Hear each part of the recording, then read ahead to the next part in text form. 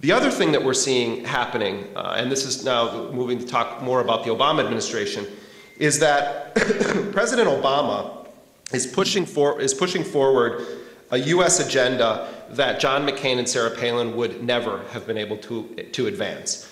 And Obama is sort of cleaning up the reputation of U.S. imperialism so that the tentacles of the empire can be extended even further.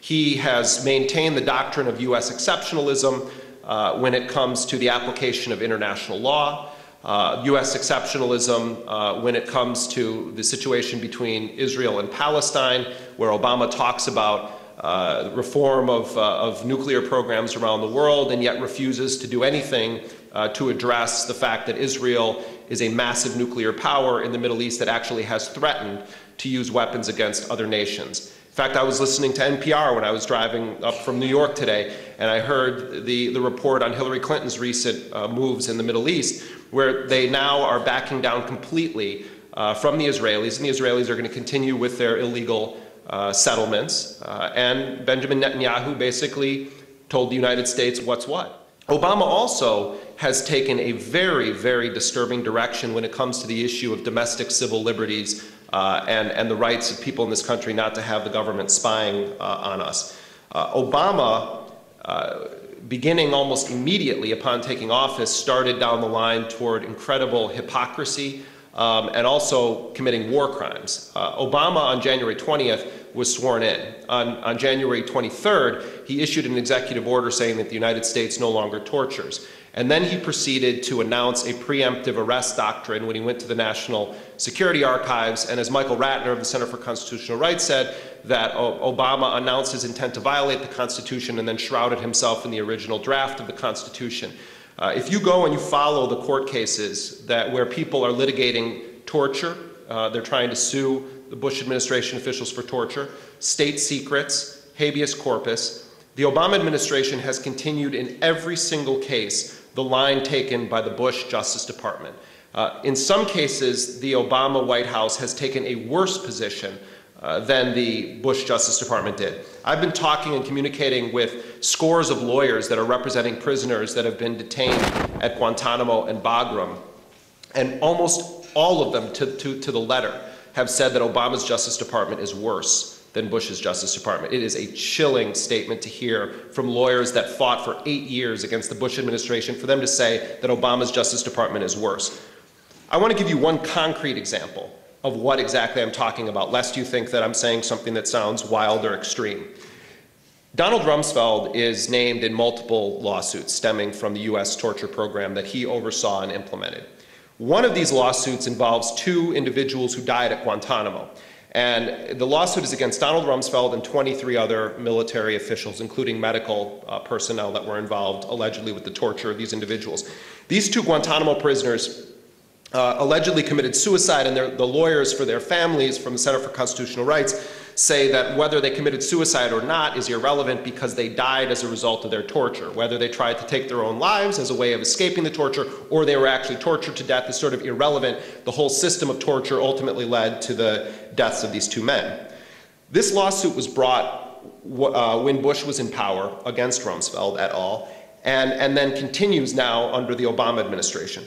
Rumsfeld and the 23 other officials asked the Justice Department under Obama, the Holder Justice Department, to certify them as what's called Westfall defendants. The Westfall Act was passed under the Reagan administration, and basically what it says is that the crimes of an individual federal employee or the torts of an individual employee of the federal government are not the responsibility of that individual if the crime's committed during the course of their work. Does that make sense? So the government will come in and say, they're no longer going to be the defendant in this case. The U.S. government is now going to be the defendant in this case. It has never been applied to as high-ranking of an official as Rumsfeld, and yet the Holder Justice Department certified Rumsfeld and the 23 others as Westfall defendants, meaning that they no longer are going to be subjected to individual liability for the alleged crimes that they committed that led to the deaths of these individuals. In supporting that certification of Rumsfeld and the others as Westfall defendants, the Assistant Attorney General, Tony West, who is Holder's deputy, submitted a legal brief in that case, and I want to read from that brief. In defending Rumsfeld and the others and saying that the U.S. government's going to be the defendant, this is what the Obama Justice Department said.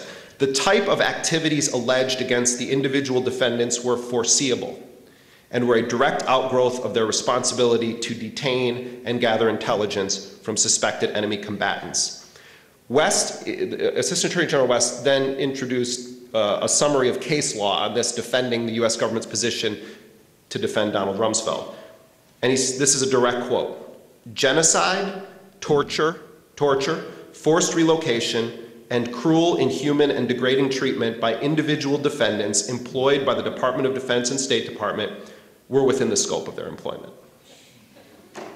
Genocide, torture, forced relocation, and cruel, inhuman, and degrading treatment by individual defendants employed by the Department of Defense and State Department were within the scope of their employment. Genocide, according to the Obama administration, can be within the scope of your employment if you work for the State Department or the Department of Defense. Torture, which allegedly was outlawed on January 23rd, is within the scope of your employment if you work for the Department of Defense and the State Department. Forced relocation, cruel, inhuman, degrading treatment, all of those are within the scope of your employment as long as your employer happens to be the Department of Defense or the Department of State.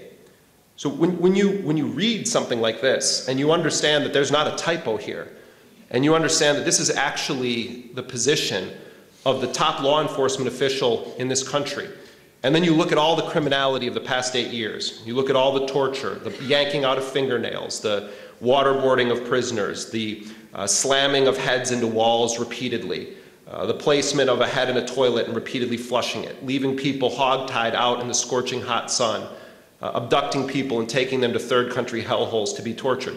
When you look at all of that criminality, and you look at what history demands, which is accountability for those crimes, and then you remember that Obama said, let's look forward, not backwards. And you look at the scope of the investigation of the CIA torture program being so narrowly defined that a fly is the only reasonable defendant, where you have Holder saying that they're only going to look at those people that operated outside of the bounds of the memos written by the torture lawyers, Bybee, you, Bradbury, and others. Then you realize that what we are doing in this country right now is setting a standard where torture will remain the law of the land in the United States when the commander-in-chief deems it possible. That they'll always find some legal acrobatics to engage in to justify the degradation of another human being's existence. They will always find some way to twist logic to justify these kinds of unconscionable actions. If Obama had really intended to stop the system of torture, it wouldn't be about some speech that you give in front of the Constitution. It wouldn't be some reference that you make in your inaugural address. It would be in the form of very clear guidelines that anyone who does this will be criminally prosecuted if you're a civilian employee of the United States, or you will be court-martialed if you are a military, a member of the military. Instead, what Obama is doing, and Panetta and the others, is by sending that message to the torturers themselves that they won't be held accountable, they are saying that going forward, this kind of conduct is acceptable, wink, wink, nudge, nudge. You can keep doing it because nothing ultimately at the end of the day is going to happen to you. So yes, none of us wanted to see John McCain as president or Sarah Palin as vice president. I'm certain of that in this country. Maybe there are some twisted vanguardists who thought, well, if things get worse, then maybe the revolution will break out tomorrow. But let's remember this.